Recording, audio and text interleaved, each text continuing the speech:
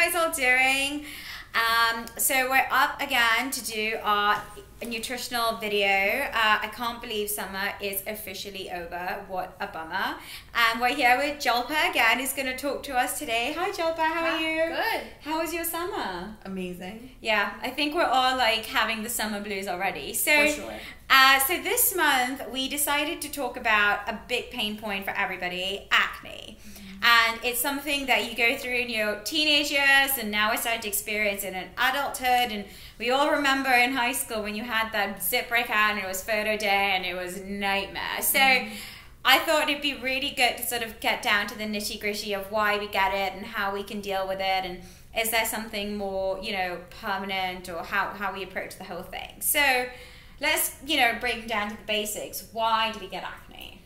So, you mentioned getting acne during like your high school pictures and things like that. Acne used to be something where our parents said, oh, I had it, and then I kind of grew out of it, and then that was the end of that. Yeah. Now we're seeing adult acne more than ever. Right. And because we live in a way different world than our parents did, we have to address it differently than they did. Right. So right now, there's a few causes of acne. Right. A few of them could be your hormonal imbalance, stress, buildup of toxins, candida. Candida is an overgrowth of bad bacteria in our bodies, and a lot of people don't even know they have it, and it's like pretty prevalent in women.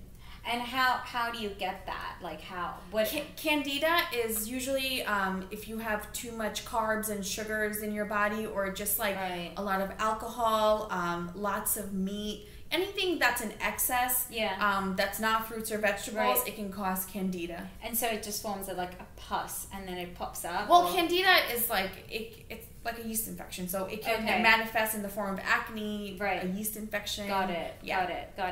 And so I guess, like you mentioned, you can get candida from like eating the wrong foods and such. So is it, will I, like, if I use certain products or things like that, then remove it? Or how, like, do products fix my acne problem, basically?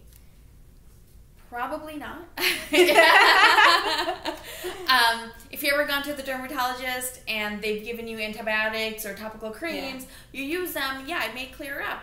And then you stop using it, and then what? It goes away. So you really have to find what works for your body. And a majority of that is the foods you eat and you put in your body. You need to constantly cleanse your body with dark leafy greens and berries with those high antioxidant properties.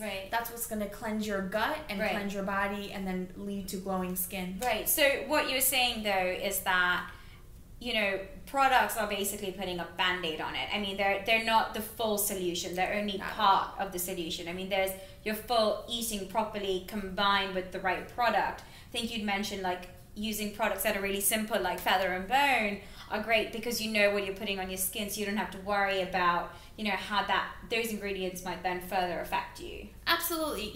One of the best things you can do for your face is like wash it twice a day. That way you're cleaning off the dirt, bacteria, your makeup, unclogging your pores. That is one of your first external defenses. Absolutely. And you're right. The simpler the ingredients, the better is for your body. Just like food, you want your skin to recognize ingredients as a real thing versus something that's made in a lab that's chemicalized, because that's not natural for our bodies. Your bodies don't recognize it. And those chemicalized and artificial additives and preservatives do have long-term negative effects. Not just like on your skin, but on your brain and your body and just your overall health. And even though it's external, it definitely, can make an impact over time, obviously. Yeah, I mean, your skin is your best defense in your body, but also absorbs a lot of stuff. Yeah.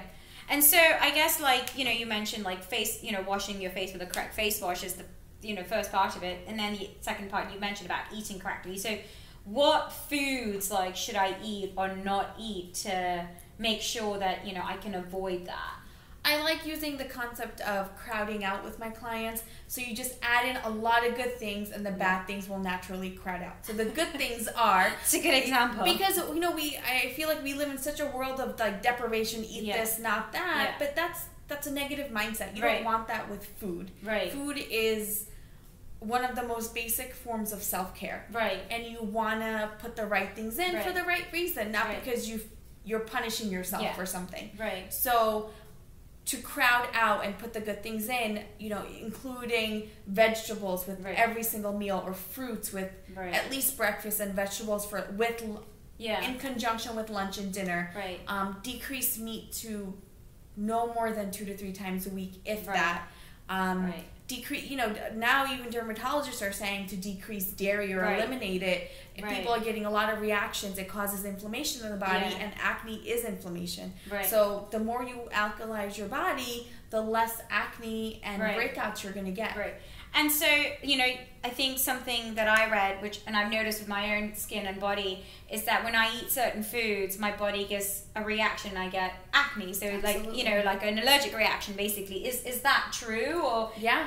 Okay. Absolutely. So, you know, a lot of us are sensitive. If you're like deathly allergic to it, you probably know by now. But exactly. You're in the ER. Yeah. You're stabbing that people. But a lot of times we're sensitive to things, and meaning if we eat it, our body will have a bit of a reaction. Either you won't feel well, you'll feel groggy or sleepy, or you'll get something that pops up on your face.